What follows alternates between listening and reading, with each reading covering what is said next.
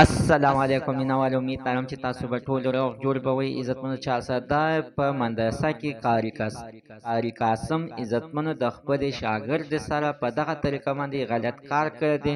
عزتمنو دغه جینۍ بیا باقاعده میډیکل راغلی دی، بیا هغه ډاکټرانو خو ویل چې هر چا تا سره دا غلط کار کړی دی باید چې هغه دې پانسي کړی شي، معاف دې نه کړي. خو مینوال تر اوسه پورې دغه کورنۍ ته له انصاف نه دی میلاو شوی. راځئ مینوال موږ ته دا ویډیو تر اخره پورې وګورئ چې تاسو ته پوره معلومات در ورسیږي. د دې معلومات نه مخکې زه تاسو ته د یادګینه وکړم، تاسو که چېرې زموږ په دې سوپر کلیک چینل کې نوي وئ، چینل هم نوي سبسکرایب کړئ. مهرباني وکړئ تاسو زموږ د سوپر کلیک چینل د سره سبسکرایب کړئ، خوا کې ورسره د ټلۍ نښان ووهئ چې هر یوه نوي معلوماتي ویډیو تاسو ته په اسانۍ باندې در ورسیږي. عزتمنو هره ورځ دغسې بې ګناه قتلونه کېږي، بې ګناه ناګانې کېږي او دغسې عزتمنو دا بېخایي کارونه کېږي. نن عزتمن د چارسدې په سرډېرۍ په مدرسه کې عزتمنو دننه دغه جینۍ سره د قاري قاسم په دغه طریقه باندې غلط کار کړی دی. عزتمنو دغه ماشومه جینۍ چې 15 کاله عمر دی، دا به عزتمنو دلته په مدرسه کې پاتې کېدله. د مور د خولې وینا ده چې زموږ ډېره زیاته سخته غریبي ده، 6 مې لورانې دي، دی کې ما 3 لورانې په دغه مدرسه کې داخلې کړې وې چې دغه یوې ماشومې سره عزتمنو دغه ته په زبردستۍ باندې غلط کار شوی دی.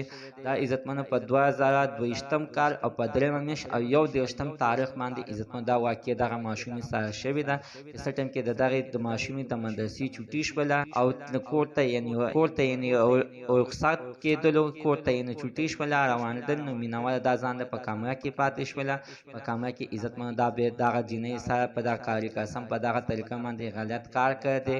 مینهواله دغه جینۍ ټول حقیقت ښکاره کړی دی، غټ ظلم زیاتی ورسره شوی دی. د هغې نه بعد عزتمنو بیا دغه ماشومې خپلې مور ته ټول حقیقت بیان کړی دی.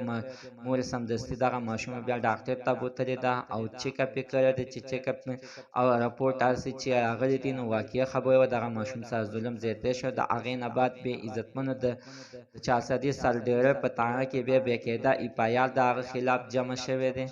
مینهوال تر اوسه پورې لا د دغې ماشومې ته انصاف لا نه دی میلاو شوی. مینهوال زموږ د دې ویډیو مقصد همدا دی چې خپل ماشومانو باندې خیر ساتئ، هېڅکله داسې غلطو ځایونو کې مه پرېږدئ.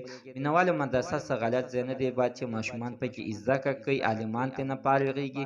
خو نه پوهېږم چې دې ماشومې سره څنګه دغه شانتې غلط کار کړی. الله تعالی دې دغه داسې کسان موږ نابود کړي. مینهوال زموږ د سره تر نن ورځې معلومات د دې ځای پورې د نوي معلومات دپاره د سره زموږ د سوپر کلیک چینل د سره سبسکرایب کړئ، خوا کې ورسره د ټلۍ نښان ووهئ چې هر یوه نوي معلوماتي ویډیو تاسو ته په اسانۍ باندې در ورسیږي.